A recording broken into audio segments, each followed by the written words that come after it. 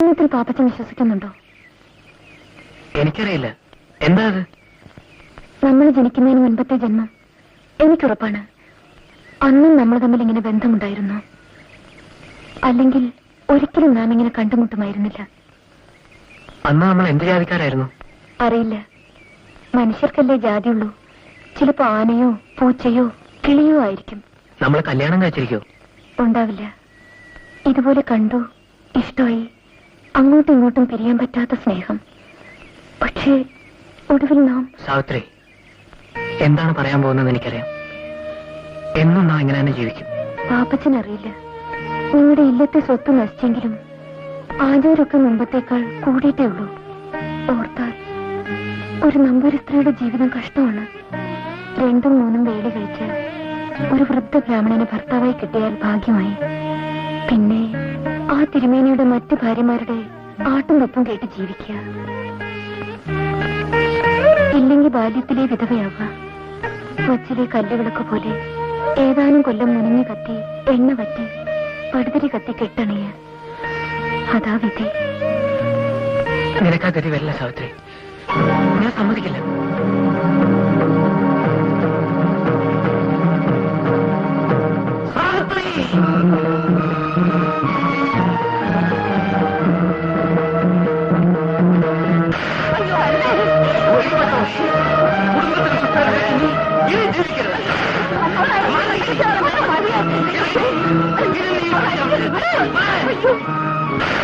കാണിക്കുന്നത്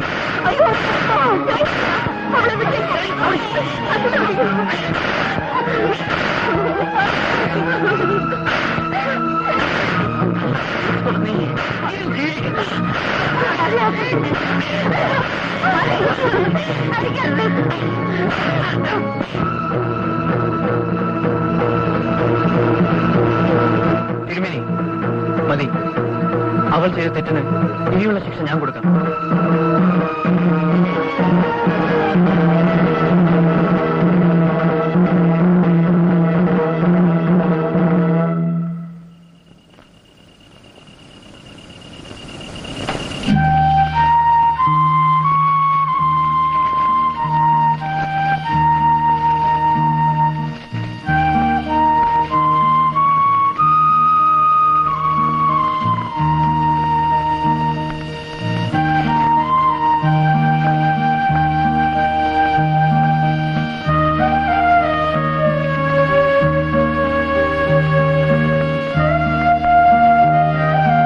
കർത്താവേ, ഇല്ലത്തെ കുട്ടിയല്ലേ ഇത്?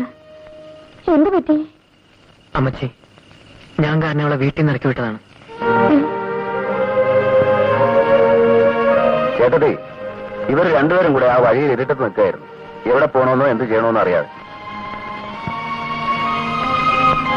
ഞാനാ ഇവരെ ഇങ്ങോട്ട് കൂട്ടിക്കൊണ്ട് വന്നത്. വർഗീസേ, നീ എന്തായി കാണിച്ചത്? എന്റെ മോനെ കൊണ്ട്... അവർ തമ്മിൽ ഇഷ്ടമാണെന്ന് പറഞ്ഞു. തമ്മിൽ പിരിഞ്ഞ് ജീവിക്കില്ലെന്ന്. സ്നേഹിച്ച പെണ്ണിനെ രക്ഷിക്കാൻ കഴിയാത്ത വിധം പാപ്പച്ചന്റെ കൈ വിലങ്ങൊന്നും വേണ്ടിട്ടില്ലോ. ചേട്ടതി, അനുഗ്രഹമില്ലാത്തവന്റെ കയ്യിൽപ്പെട്ട് ഈ പെണ്ണ് കാലാകാലം കണ്ണുനീര് കുടിക്കുന്നത് നിങ്ങളുടെ മകനെ കാണാൻ ഇടവരരുത്. അനുഭവിച്ചവർക്ക് ആ വേദന അറിയും. വർഗീസേ, ഇവിടെ അനാഥയാക്കരുത്. സാവിത്രിയെ ഇവിടുന്ന് ഇറക്കി വിട്ടാല് അവൾ പിന്നെ ജീവിക്കില്ല. അമ്മച്ചി അത് ചെയ്യരുത്.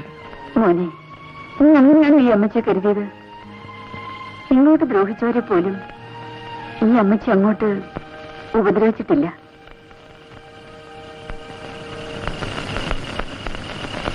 മോളെ, ഇനി എന്റെ മോടെ വീട് ഇതാണ്.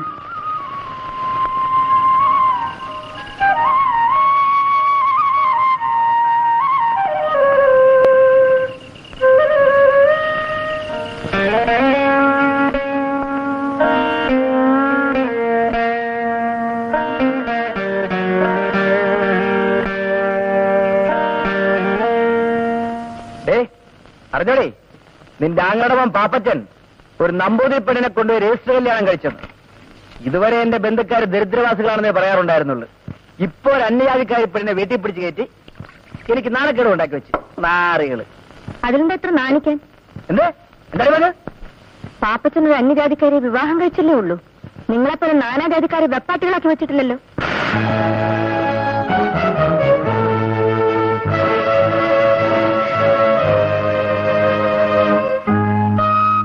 എന്റെ ബാപ്പ ഇപ്പൊ പണി കഴിഞ്ഞു വരും. എനിക്ക് പോണം. പോകാനേ?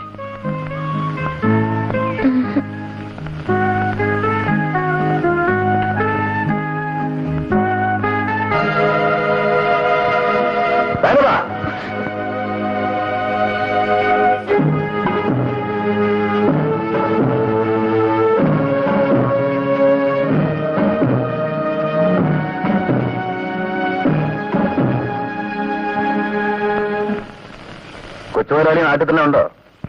ഇല്ല, ഞാൻ കോഴിക്കോട്ട് മരക്കച്ചവടമായിട്ട്. ഇവിടെ ഈ കച്ചവടം അല്ലേ? ഇത് നഷ്ടം വരില്ല, മുതൽ മുടക്കില്ലല്ലോ. വർഗീസേട്ടനെന്താ അങ്ങനെ പറഞ്ഞത്? നിങ്ങളെപ്പോലെ പണക്കാരനായ ഒരു ചെറുപ്പക്കാരന് ഒരു പാവപ്പെട്ട പെണ്ണെ വളച്ചെടുക്കാൻ എളുപ്പമാണ്. അവള് പിഴച്ചാൽ ഏറ്റെടുക്കാനാണ് പ്രയാസം. അവിടെ നിങ്ങൾ രക്ഷപ്പെടും. ജീവിതകാലം മുഴുവൻ ദുരിതം അനുഭവിക്കേണ്ടി വരുന്നത് ആ പാവം പെണ്ണാണ്. അതാണ് പലരുടെ അനുഭവം. നിങ്ങളെന്റെ ബാപ്പ ഉദ്ദേശിച്ചാണെങ്കിൽ ഞാനതല്ല. അവളുടെ ബാപ്പ ഒരു പാവം മനുഷ്യനാണ്. കാർത്താടെ മകൾക്ക് എന്തെങ്കിലും സംഭവിച്ചാൽ സൈനബ ഞാൻ നിക്കാഹ് കഴിക്കാൻ പോവാ. അവൾക്ക് ഞാൻ ഒരു ദോഷവും വരുത്തൂല. അതിന് ഹാജിയാർ സമ്മതിക്കോ? ബാപ്പ എതിർത്താലും ഞാൻ അവളെ കെട്ടും. നല്ലത്. പറയുമ്പോൾ വിഷമം തോന്നരുത്. അത് കഴിഞ്ഞിട്ട് പോരെ ഈ കൂട്ടുകെട്ട്. ശരി.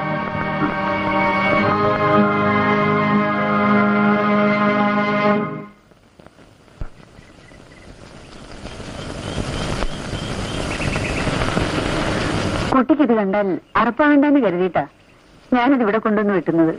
അതെന്താ അമ്മേ? എനിക്ക് മീൻ ഇഷ്ടമല്ലെങ്കിലും പാപ്പത്തിനിത് കഴിക്കില്ലേ? പിന്നെ ഞാൻ വേണ്ട ഉണ്ടാക്കി കൊടുക്കാം. അമ്മ പിന്നെ പഠിപ്പിക്കൂ.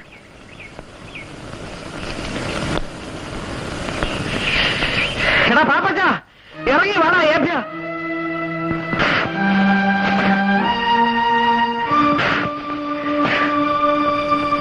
എന്താ ഉണ്ണിയമ്പൂരിക്ക് വേണ്ടത്? എവിടെ പാപ്പച്ചൻ? ആ ഷപ്പന്റെ കുടമല ഞാൻ എടുക്കും. മോനെ പാപ്പച്ച, വേണ്ടതിന്റെ കുടലെടുക്കാൻ ഒരാള് വന്നിരിക്കുന്നു. വേണ്ട എടാ നായേ, ഏട്ടാ അരുത്. മാറ്. മനക്കിലെ പെണ്ണിനെ കട്ടുകൊണ്ടൊന്നും ഇവനെ വിടില്ല. ഞാൻ കൊല്ലും. ഞാൻ അത്രയ്ക്ക് ധൈര്യമുണ്ട് എന്റെ ഏട്ടന്. എങ്കിൽ ഇന്നത്തെ സ്വത്തുക്കൾ കയ്യേറി പിടിച്ചടക്കിയ കുടിയന്മാരുണ്ടല്ലോ നാട്ടിൽ, ആണത്തും ഉണ്ടെങ്കിൽ ആദ്യം അവരോട് ഞാൻ ചോദിക്കൂ. ഒരു നേരത്തെ കഞ്ഞിക്കെങ്കിലും വക കിട്ടും. മനക്കിലെ അന്തപുരത്തിൽ ആർക്കും വേണ്ടാതെ ഒഴിഞ്ഞിട്ട കന്യകയിൽ ഒരുത്തിയെക്കൊണ്ട് നിങ്ങൾക്ക് എന്താണ് ആവശ്യം? അവിടുത്തെ അകത്തളത്തിൽ അടച്ചിട്ട് പട്ടിണിക്കിട്ട് കൊല്ലുന്നോ? ബാല്യം മുരടിച്ച് പൂവും കായും വിരിയാതെ ഉണങ്ങി പൂതലിച്ച് നശിക്കുന്ന കാണാനോ? അവിടുന്ന് രക്ഷപ്പെട്ടവളാണ് ഞാൻ. അതിന് അഷ്ടഗ്രഹത്തിൽ ആദ്യന്മാരിൽ ഒരുത്തനല്ലെങ്കിലും ഞാൻ ഇഷ്ടപ്പെട്ട് സ്വീകരിച്ച പുരുഷനോട് പക വേണ്ട. മനസ്സാലെ ഇല്ലത്തെ പടിയിറങ്ങിപ്പോന്നവൾ ഞാനാണ്. അതിനെന്നെ കൊല്ലൂ. കൊല്ലു ഏട്ടാ, വെട്ടി കൊന്നോളൂ.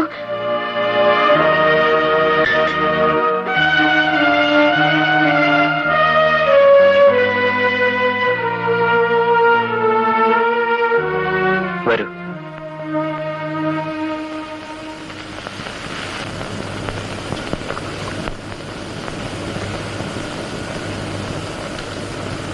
ഇരിക്കൂ. ഏട്ടൻ ഇവിടെ ഉണ്ടാക്കിയ കാപ്പി കഴിക്കുവോ? ഞാൻ കൊണ്ടുവരാം മോളെ.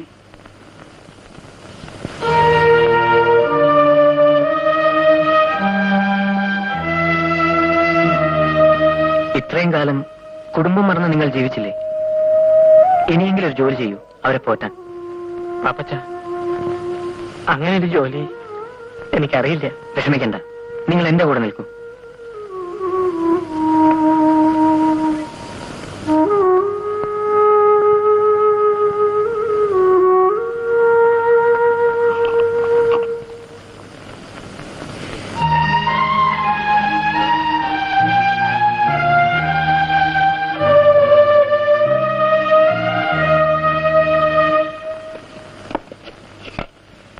സരസ്വതി, ഈ കഞ്ഞി അച്ഛനുണ്ട് കൊടുക്കൂ.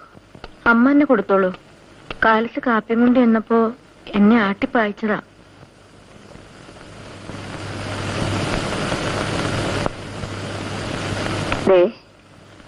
കഞ്ഞി വിളമ്പിയിരിക്കുന്നു. എനിക്ക് വേണ്ട. ഇല്ലാത്തപ്പോ പട്ടിണി കിടന്നവരാ നമ്മൾ. ഇപ്പൊ വെച്ചുണ്ടാക്കിയിട്ടും എന്നോട് തർക്കിക്കണ്ട. ഇവിടെ നിന്നാതെ മുമ്പും മറ്റുള്ളവർക്ക് വിളമ്പിട്ടില്ല, അറിയാലോ. ഇന്നലെ മുതൽ സരസ്വതി ശ്രീദേവി ഒന്നും കഴിച്ചിട്ടില്ല. പട്ടിണി കിടന്ന് ചാകട്ടെ എല്ലാം.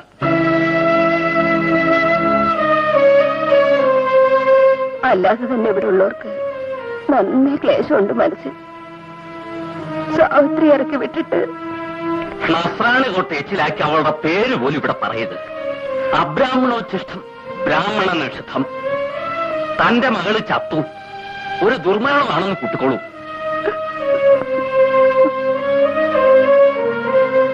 എന്റെ അച്ഛന്റെ ശ്രാദ്ധം കഴിക്കാൻ വഴിയില്ലാണ്ട് വിഷമിച്ചിരിക്കായിരുന്നു ഞാൻ. മകളുടെ തലയിൽ അതിന് വേണ്ടല്ലോ.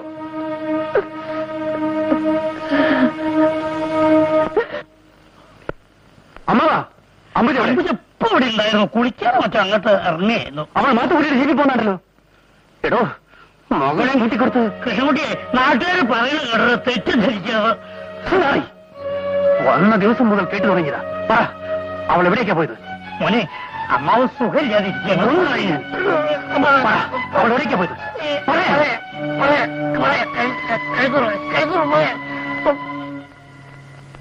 അദ്ദേഹം തിരക്കും. നിന്റെ അദ്ദേഹം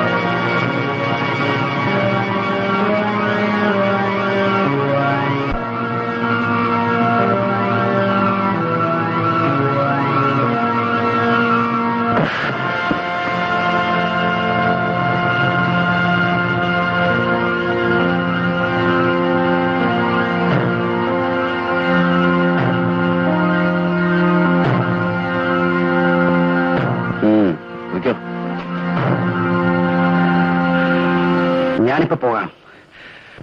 പക്ഷേ അവനെ കൊല്ലാൻ ഞാൻ പറ്റില്ല. ഒരുത്തനെ കൊന്ന് 8-10 കൊല്ലം ജയിലിൽ കിടന്നവനാ ഞാൻ. അവിടെ വല്ല സുഖമൊന്നുമില്ലടോ. എന്റെ ഭാര്യയെ അവൻ വെപ്പട്ടിയിട്ട് വെച്ചിരിക്കുകയാണ്. അതിനാണോ ഈ കൊലവിളി? ഒരു ഭാര്യയെ വെപ്പാട്ടിയാക്കുന്നതിനേക്കാൾ മോശമല്ലടോ ഒരു വെപ്പാട്ടിയെ ഭാര്യയാക്കുന്നത്.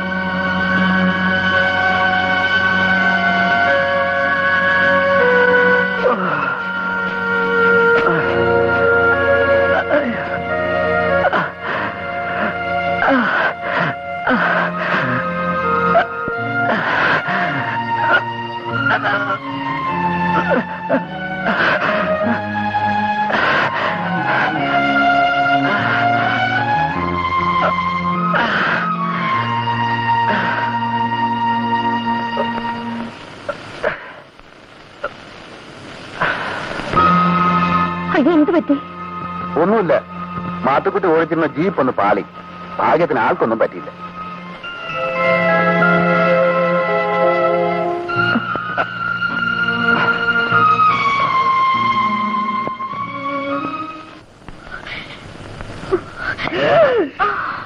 നീ എന്ത് കളിയാണ് പിന്നെ വാതിലടച്ചോ നിങ്ങള്? എല്ലാം അടച്ചു എന്റെ അമ്മുക്കുട്ടിയെ. പക്ഷേ അതുകൊണ്ടൊന്നും വലിയ കാര്യമില്ല. അവന്റെ കയ്യിൽ വല്ല വാളോ തോക്കോ. അയ്യോ, നിങ്ങൾ അങ്ങനൊന്നും പറയരുതേ. എന്റെ അമ്മയെ ഭഗവതി തൃക്കട്ടൂരമ്മ, അവൻ ഇങ്ങോട്ട് വരുന്നത് മനസ്സ് തോന്നിക്കല്ലേ അമ്മേ.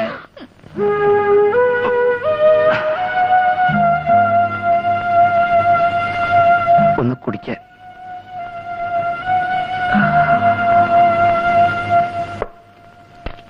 വിസ്കി വേണ്ട, ഒരു ഗ്ലാസ് വെള്ളം.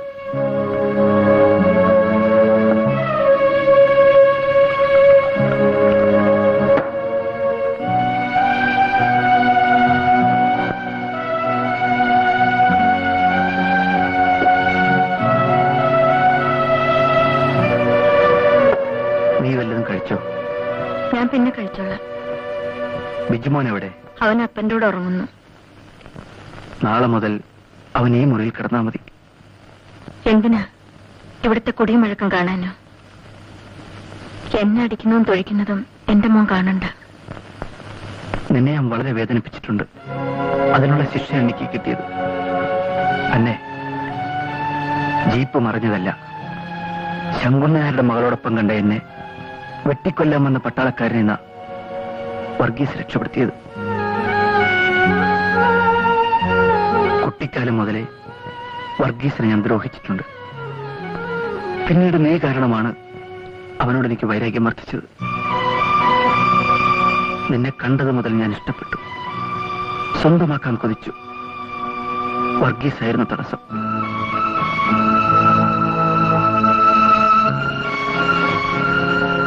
ഒടുവിൽ നിന്നെ കെട്ടിക്കൊണ്ടുവന്നിട്ടും മനസ്സാലെ നീ ഒരിക്കലും എനിക്ക് വഴങ്ങിയിട്ടില്ലെന്ന് തോന്നി. നിന്നോടുള്ള പക വീട്ടാനാണ് അമ്പജം തൊട്ട് പല വെപ്പാട്ടുകളും തേടി ഞാൻ പോയത്. ഇതൊക്കെ ഇപ്പോഴും എന്നോട് എന്തിനാ പറയുന്നത്? വർഗീസ് ചേട്ടൻ ഞാൻ ഇഷ്ടപ്പെട്ടിരുന്ന നേരാണ്. എന്ന് മാത്തുക്കുട്ടി എന്റെ കഴുത്തിൽ മിന്നു കിട്ടിയോ അന്നു മുതൽ എനിക്കെല്ലാം നിങ്ങളായിരുന്നു.